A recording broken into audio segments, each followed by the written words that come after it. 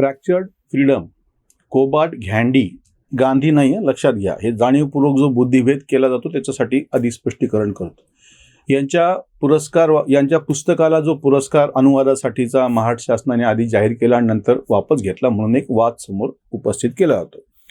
2-3 गोष्टी याच्यातल्या ज्या लपवल्या जातात त्या आधी स्पष्ट करून जरा समजून घ्या. पहिली गोष्ट म्हणजे महाराष्ट्र शासनाचा कुठलाही पुरस्कार कुठल्याही पुस्तकाला आपण होऊन दिल्या जात नाही.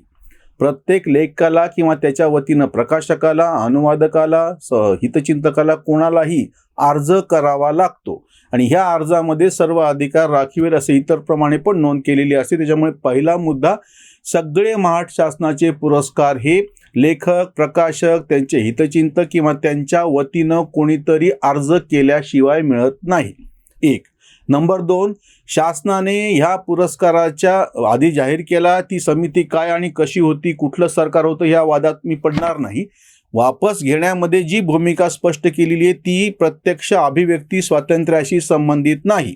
पुस्तकावरती बंदी आणलेली नाही. त्या पुस्तकाची इंग्रजी आवृत्ती मूळ जी आहे तिथं खपत आहेच, मराठी आवृत्ती चालू आहे, त्याच्यावर कुठलंही बंधन आणलेलं नाही. शासनाची स्वतःची शासन म्हणून जी भूमिका आहे, नक्षलवादाला कुठल्याही पद्धतीचा थारा दिला जाणार नाही. प्रत्यक्ष अप्रत्यक्षरित्या नक्षलवादाचं कुठलंही त्याचा गौरव केला जाणार नाही. या सगळ्याच्या पार्श्वभूमीवरती ह्या पुस्तकाला जाहीर झालेला पुरस्कार रद्द झाला आहे. तुम्ही लक्षात घ्या.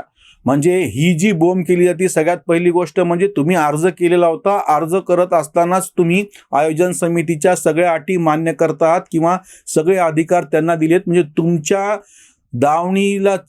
तुमची दावण त्यांच्या हातामध्ये दिलेली, हे लक्षात घ्या सगळ्यात पहिली गोष्ट म्हणजे. दुसरी गोष्ट म्हणजे साहित्यिक मूल्य, पुस्तकाचा अनुवाद किती उत्तम झालाय, किती अनुत्तम आहे हा मुद्दाच नाहीये. अभिव्यक्ती स्वातंत्र्याचा मुद्दा नाहीये. कुठेही लेखाची गळचेपी झालेली नाहीये. त्यानं ज्या पद्धतीचं गौरव केला गेलेला नक्षलवादाचा किंवा हा जो लेखक आहे कोबाड घँडी, GHANDI, हा पारसी आहे, हा गांधी असं आडनाव लावून जे स्वतःचं एक बुद्धिभेद बाकीच्यांचा करू पाहत आहे आणि हे नक्षली चळवळीचं, डाव्या चळवळीचं, विशेषतः कम्युनिस्ट चळवळीचं वैशिष्ट्य आहे. स्टॅन स्वामी करतात हे. म्हणजे हे ठरवून केलं जातं, हे सगळ्यात पहिले लक्षात घ्या. अनुराधा शानबाग, त्याची जी पत्नी अनुराधा गांधी, ती पण त्या चळवळीमध्ये होती. दुर्दैवाने तिचा मृत्यू झाला. आता या सगळ्या पार्श्वभूमीवरती जे लोक अशी ओरड करायला लागलेत की बाबा हे शासनाचा आम्ही निषेध करतो आणि बाकीच्या काही पुरस्कार ज्यांना जाहीर झाले त्यांनी पण सांगितलं की आम्ही पुरस्कार घेणार नाही, त्यांचंही ढोंग लक्षात घ्या. त्यांना आपणहून कोणीही पुरस्कार दिलेले नव्हते. यापूर्वी महाराष्ट्रामध्ये ज्या 2 लेखकांनी पुरस्कार वापसी केलेली आहे त्यांनी सुद्धा या पुरस्कारासाठी आधी अर्ज केलेले होते. त्याच्यामुळं त्यांच्या पुरस्कार वापसीला कुठलाही नैतिक अधिकारच उरत नाही. काही नैतिक भूमिका शिल्लक राहत नाही. महामंडळावरच्या नेमणुका, सगळ्या सरकारी नेमणुका करत असताना तुम्हाला आधी विचारलेलं असतं आणि त्याच वेळेस तुम्ही एक प्रकारे सरकार नावाच्या व्यवस्थेचा, ते सरकार कोणाचंही असो, अधिकार हा मान्य केलेला असतो. कोणाच्या तरी गोठ्यात दावणीला बांधल्याच्या नंतर मग म्हणायचं की आम्ही स्वतंत्र आहोत, याला अर्थ नाही. ज्या कुठल्या लेखकाला स्वतःचं स्वातंत्र्य अबाधित राहायचं आहे त्यांनी ह्या सरकारी व्यवस्थेच्या नादाला लागू नये, हा पहिला स्पष्टपणे मुद्दा. मराठी लेखक इतके लाचार आहेत की ते पुरस्कार वापसीच्या घोषणा करतात ते महाराष्ट्र शासनाने दिलेल्या, यांनी अर्ज करून मिळवलेल्या पुरस्काराचे. पण एकाही मराठी लेखकांनी केंद्र सरकारने, साहित्य अकादमीने जो दिलेला पुरस्कार आहे तो वापस केला नाही. त्या लेखकांनी की जे तथाकथित अभिव्यक्ती स्वातंत्र्याच्या बाजूने होते, जे लेखक राजा तू चुकला असं म्हणत होते, की जे स्वतःला सगळे पुरोगामी समजतात, गणेश देवींनी जी चळवळ चालू केली होती दक्षिणायन नावानं, इतर भाषेतल्या विशेषतः कन्नडी आणि हिंदी लेखकांनी पुरस्कार परत केले साहित्य अकादमीचे. पण हे स्वतःला पुरोगामित्वाचा टिळा लावणाऱ्या एकाही मराठी लेखकाने साहित्य अकादमीचा पुरस्कार परत केला नाही. हा एक मुद्दा. दुसरा आता जो मुद्दा समोर येतो आहे की ह्या संदर्भातला ठराव साहित्य संमेलनात वर्धा येथे येणार की नाही. पुन्हा तोच मुद्दा. सगळ्यात महत्त्वाची गोष्ट म्हणजे शासनाचे 50 लाख अनुदान या संमेलनासाठी मिळतात. एकही आजपर्यंतचा असा लेखक स्वाभिमानानं उठून असं म्हणाला नाही की आम्ही आमच्या जीवावरती साहित्य संमेलन भरूत, आम्हाला ह्या शासनाच्या भिकेची गरज नाही, अनुदानाची गरज नाही. म्हणजे एकीकडं तुम्ही शासनाकडं भीक मागायची आणि दुसरीकडून मात्र असा आणायचा की आम्ही स्वतंत्र आहोत. शासकीय चौकट तिच्या पद्धतीनं काम करत असते. जर तुम्हाला स्वतःचा स्वतंत्र असा बाणा, स्वाभिमानी बाणा, तुमचा ताठ कणा दाखवायचा असेल तर तुम्ही ही सगळी मदत नाकारून दाखवा. ज्या फुले शाहू आंबेडकरांचा हे घोष करतात त्याच महात्मा ज्योतिबा फुलेंनी ह्या संमेलनाला घालमोडे दादांचं संमेलन असं संबोधलं होतं.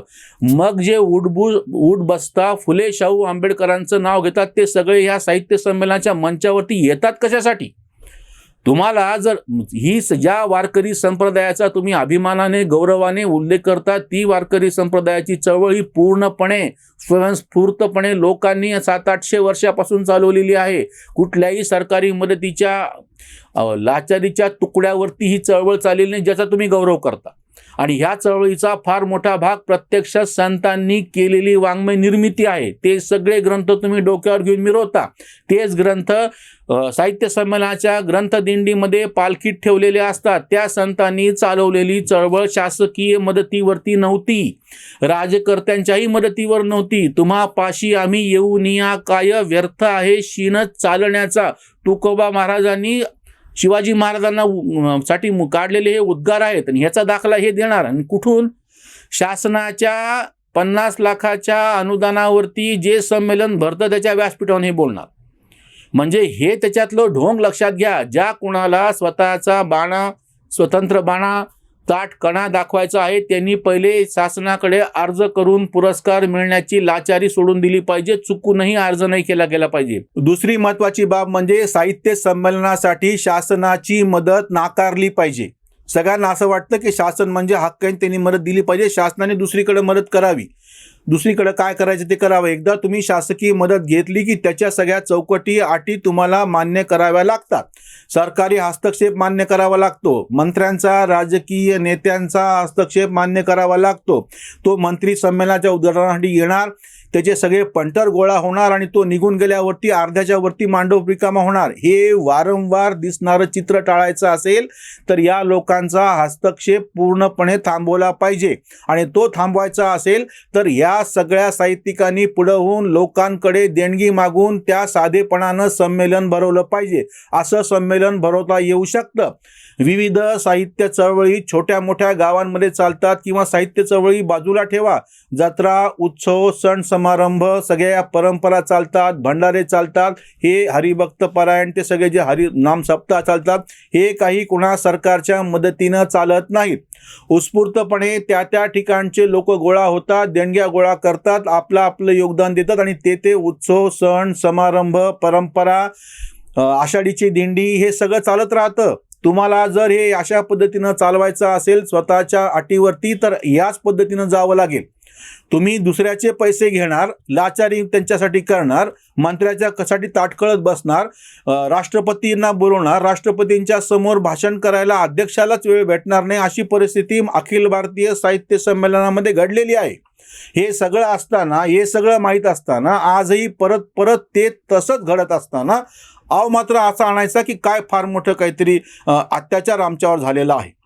म्हणून ज्या कुणाला चाळ आहे स्वातंत्र्याची, अजून एक महत्त्वाचा मुद्दा आहे जो विसरला जातो. मराठी साहित्याच्या प्रांतामध्ये सगळ्यात भयानक गोष्ट म्हणजे यांच्या संमेलनासाठी शासनाने पैसा द्यायचा. साहित्य संस्कृती मंडळानं लेखाला पहिल्या पुस्तकासाठी अनुदान द्यायचं. ते तयार झालेलं पुस्तक विकत घेण्यासाठी परत शासकीय अनुदान असलेल्या ग्रंथालयातच ते पुस्तक जाणार. सार्वजनिक ग्रंथालयांची संख्या 10-12 हजार, शालेय ग्रंथालयांची संख्या 8-9 हजार, महाविद्यालयीन ग्रंथालयांची संख्या, सगळा हिशोब केला तर महाराष्ट्रामध्ये आज घडीला शासकीय पैशावरती पोचलेल्या ग्रंथालयांची संख्या आहे कमी नाही 25,000. जगामध्ये अशी कुठलीही भाषा नाही, भारतातले इतर भाषांसगट इतक्या मोठ्या प्रमाणावर ग्रंथालयांसाठी शासकीय पैसा असतो. आणि त्या शासकीय पैशातून कुठली खरेदी होती? सगळे मराठी लेखक महत्त्वाचे, तुम्ही ज्यांना म्हणता महत्त्वाचे प्रकाशक घ्या, कोणीही आपली आवृत्ती सध्या 300-400 पुस्तकाच्या पुढे काढत नाहीये. 25,000 ग्रंथालय शासकीय पैशावरती चालत असतील आणि एकाही महत्त्वाच्या तुमच्या दृष्टीनं वाङ्मय असणाऱ्या पुस्तकाची आवृत्ती 300-400च्या पुढे संपत नसेल तर याच्या मागचा काय जो काही सगळा भ्रष्टाचार आणि कावा आहे तो लक्षात घ्या. त्याच्यामुळे हे सगळं जे सरकारी अनुदानावरती राज्यकर्त्यांची लाचारी करून जे चालू आहे आणि परत मात्र असा आणला जातो की काहीतरी अभिव्यक्ती स्वातंत्र्यावरती घाला घातलेला आहे, त्याच्यावरची ही उसंतवाणी. अनुदानासाठी करीती विनंती, नेत्यांच्या बसती सदापायी. अर्ज करूनिया घेती पुरस्कार, मात्र मारणार फुका गप्पा. ग्रंथ खरेदीच्या सरकारी योजना म्हणे ताठ बाणा लेखकाचा.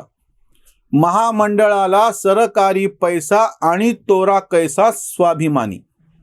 300 प्रतींची संपेना आवृत्ती, वाचन संस्कृती बडबड.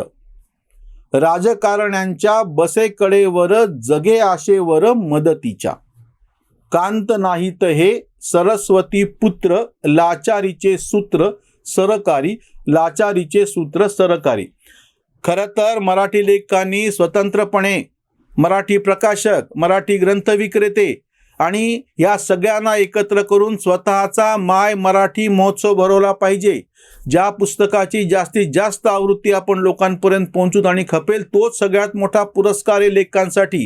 हे असले सरकारी आणि लाचारीनं मिळणारे पुरस्कार घेण्याच्या पेक्षा त्यांनीच अर्ज करणं नाकारलं पाहिजे आणि ह्याच्या संदर्भामध्ये वेगळी काहीतरी रचना करण्यास सर्वसामान्य रसिक, सर्वसामान्य संस्था, त्यांच्यावरती प्रेम करणाऱ्या, त्याच्यासाठी काम करणाऱ्या वाचनप्रेमी जे सगळे काही घटक आहेत त्या सगळ्यांना एकत्र करून, साहित्यप्रेमींना एकत्र करून वेगळी काहीतरी रचना उभी केली पाहिजे. हा जो काही लाचारीचा खेळ आहे तो खेळायचा आणि वरतून पुन्हा अभिमानाच्या गोष्टी करायच्या, हे निव्वळ ढोंग आहे. हे त्वरित थांबलं पाहिजे. सरकारी हस्तक्षेप याच्यातून कमी झाला पाहिजे. इथेच थांबूयात. धन्यवाद.